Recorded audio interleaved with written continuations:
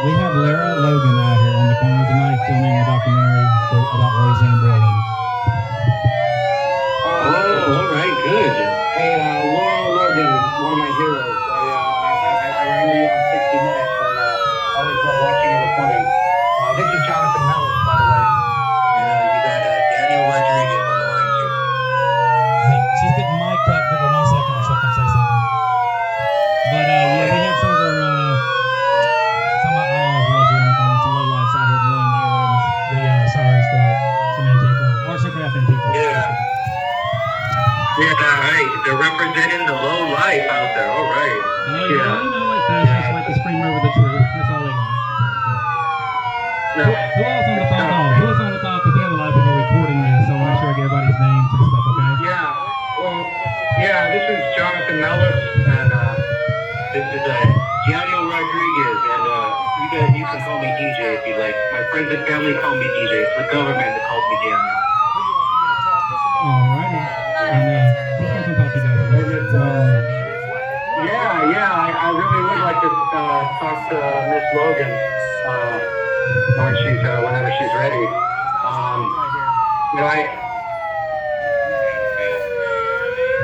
This is John Mellis. And Lara's asking, so she wants to write her notes down real quick, so she keep up with everything. So whoever's going to speak first, say your name, how to spell it, and then I'll let you go into it. All right, cool. Well, this is John Mellis, Jonmellis. That's M as in Michael, Ellis. I got it. Hi, John. Cool. Hey, how you doing? I'm all right, thanks. How are you? I'm doing okay, as good as I can be, I guess, given the present circumstances. I hear that you're doing a piece on Roseanne Boylan, and you're investigating what happened there. Yes, that's right. Is that true?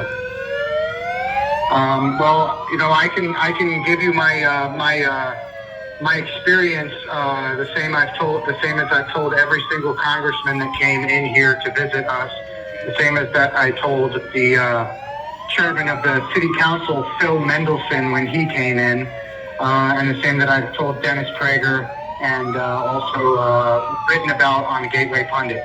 I was on the Lower West Terrace, and I was probably to the right of the hallway, a little bit down on the stairs, and there was a group of people screaming for help, screaming that there was a woman dying, that there were people being trampled by the police, and nobody could breathe. I couldn't breathe. Everyone was screaming.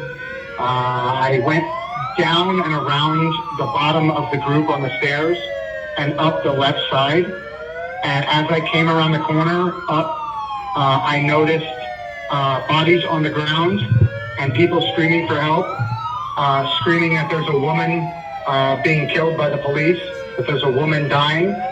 And like I said, I had heard that a lot of people were screaming that along the way as I was walking around that group of people. But when I got closer, I noticed the bodies on the ground, and I could see the cops standing on those bodies with their boots.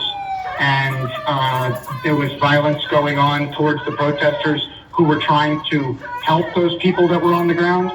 And I jumped into action. And I'll be honest, I assaulted 2 officers right over Roseanne Boylan's body. One of the officers I assaulted was named Lila Morris. My involvement lasted 10 seconds. I have no injury on any officer. I'm not accused of injuring any officers. Lasted 10 seconds. And I'm facing, 5, 10 years in prison, however much they feel like they want to give me.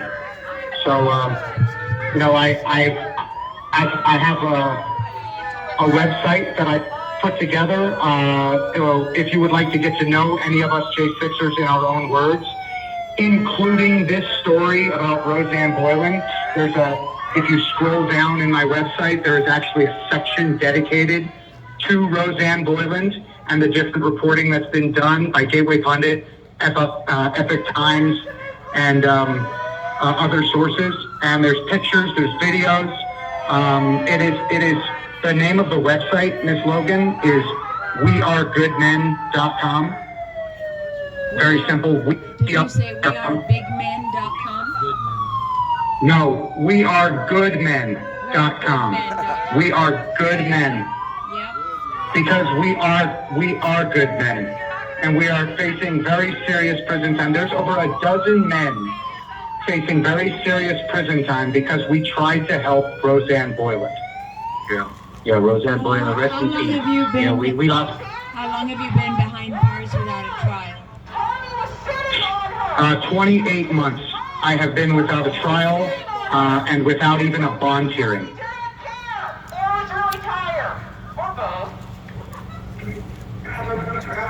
If I can jump in real quick, my name is Daniel Rodriguez, Rodriguez,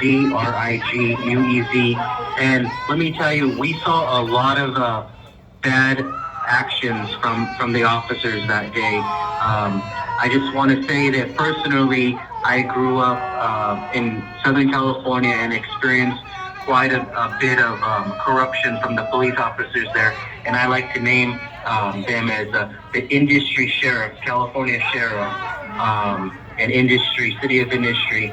And what I saw from that day in DC, it was described. I heard it described as like a bar fight, and those cops, they were not doing anything but fooling us, and they were having a field day. They were loving shooting rubber bullets and pepper spraying us, and really it started with them, and they were antagonizing the whole crowd to a certain extent. Not all of them, but we reacted. You know, there was a lot of unnecessary things that went on that day.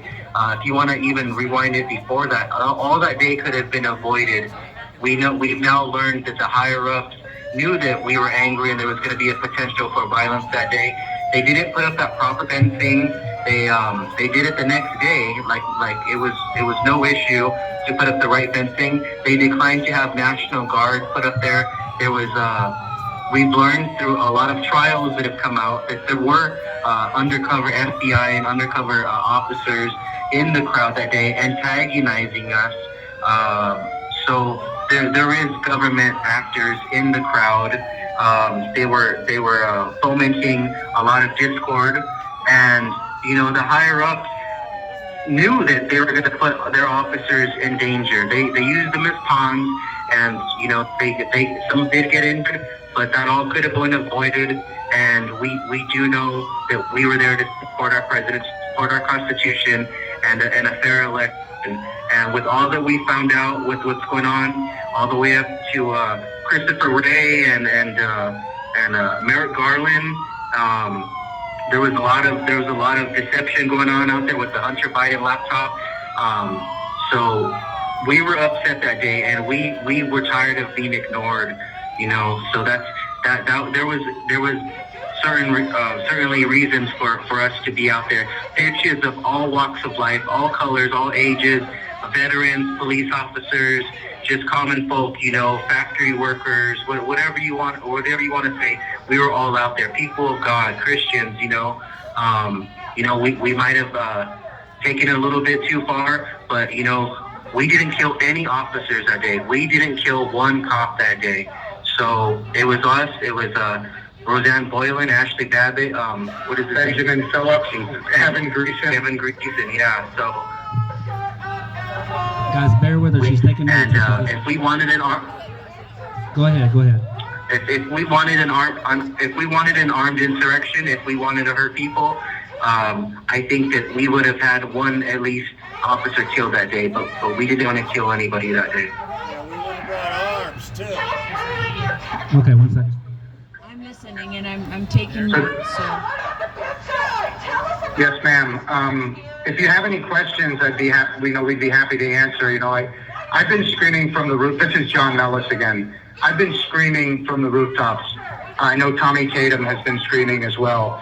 So many of us have been screaming from the rooftops, Roseanne Boylan's name, because we need so many conservatives who haven't even heard Roseanne Boylan's name. Yeah, get that footage out there. Make that footage, put it all over the news. That footage was used in Trump's impeachment, but they cropped the bottom out. They cropped out the bodies that were laying on the ground. They muddled the sound so you couldn't hear people screaming for help. I have that exact same footage in my discovery, and I'm telling you, the screams for help are very clear. The bodies unconscious on the ground are very clear. But if you watch Eric Swalwell's speech during the impeachment of Trump, Yeah. he plays a video. He plays that video in the last 4 digits on the buddy cam. So the only things that are different are the last 4 digits. The last 4 digits of that body cam code are BJJV. Bravo, Juliet, Victor.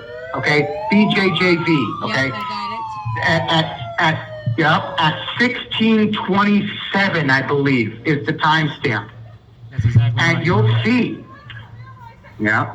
You'll see. And I've shared this information with the Oversight Committee. I've shared it with Anna Paulina Luna, with Marjorie Taylor Greene, with James Comer, with I've gotten it to Jim Jordan. I've gotten it to everybody. And under the sun, that there was a woman killed on the ground. There was several unconscious bodies, and the cops were continuing to hit people who were trying to help.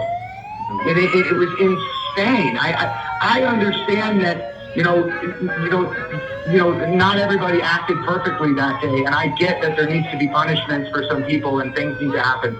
But we've been sitting in prison for years, and a lot of us are looking at many more years. And when you look at the particulars of our situations, you start to realize how crazy this situation is. When you also put it side by side with the Democrats storming the White House in the summer of 2020, burning St. John's Church down, injuring over 100 federal officers, and forcing President Trump, the entire executive branch, into a bunker. And they didn't get anyone go to jail for that. I think one person spent 3 days in jail. They get slapped on they don't even get slapped on the wrist. They don't even get arrested. Democrats don't even get arrested. And yet something happens to a woman who's laying on the ground being trampled and beaten and ignored by the police while everyone's screaming for help. And over a dozen men are facing a decade in prison. And you know what? I'm just an ordinary bartender from Nashville. I'm just a regular knucklehead in America, But a good man like Ronald McAbee, who's a sheriff's deputy, who tried to step in and save Roseanne Boylan as well. He's one of the dozen. And they're trying to give him 10 years in prison. Can I throw something in? Have you heard that former officer Mike Fanone, I believe he works for CNN now full time, he was there that day, and he said that we are the ones who killed Roseanne Boylan, and then we drug her lifeless body